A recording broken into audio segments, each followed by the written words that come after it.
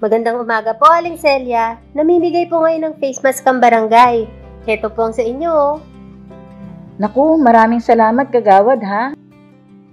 Wala pong anuman, Nay. Kumusta po kayo dito sa tindahan? Tsaka yung mga tenants niyo po, kumusta? Buti na itanong mo. May isasangguni nga rin sana ako sa'yo.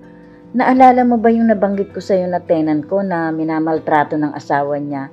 Si Gina? Opo. Siya po yung naikwento niyo dati na pinapahiya nung asawa at saka sinasaktan pati yung alaga nilang aso? Tama, yun nga. Kasi nitong mga nakaraang linggo, napansin kong napapadalas ang sigawan nila. May mga nakita rin akong pasa sa mukha at braso ni Gina. Kapag tinatanong ko naman, sinasabi niya na wala lang daw yon.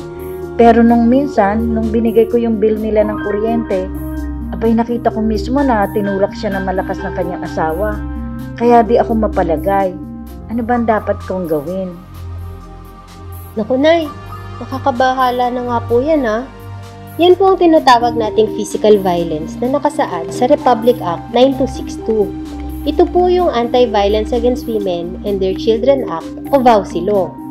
Pinaparusahan sa batas ang pisikal na pananakit ng asawa o boyfriend sa isang babae at sa mga anak nito. Ay teka, nasa batas nga pala ito ano? Pero sakop ba ng batas kahit nagsasama lang?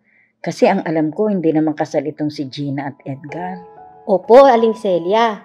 Protektado po ng batas ang asawa o dating asawa, girlfriend, kahit nga po ex-girlfriend o dating partner.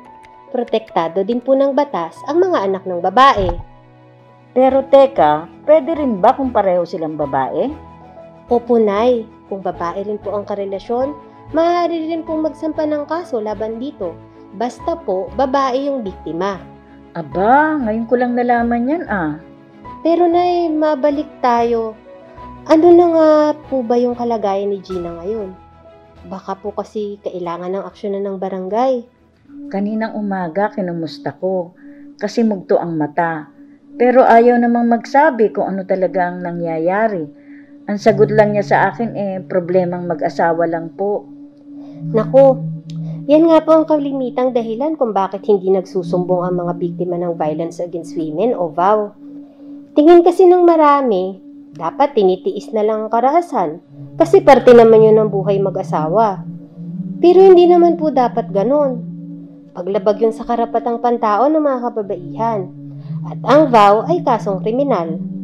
Bukod sa biktima, maaari nga pong magsumbong o humingi ng tulong ang mga kagawad ng barangay o barangay personnel, kamag-anak ng biktima, kapitbahay, kaibigan, katrabaho o sino man na nakakaalam ng tungkol sa pang-aabuso. Ano bang dapat gawin sa ganitong sitwasyon? Ganito po, Nay.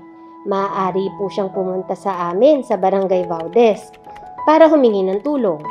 Maaari rin siyang humingi ng tulong sa mga Women and Children's Protection Desk ng Philippine National Police, sa Anti-VAUSI Division ng National Bureau of Investigation, sa Women and Children Protection Unit ng DOH Hospitals, at maging sa tanggapan ng Social Welfare and Development Office sa mga munisipyo o City Hall.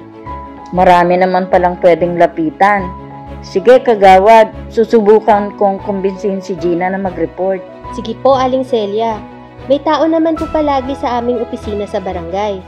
Pero Nay, kung mauulit po yung physical violence at alam nyo na nanganganib na si Gina, tumawag po kayo agad sa amin sa barangay para ma-rescue siya.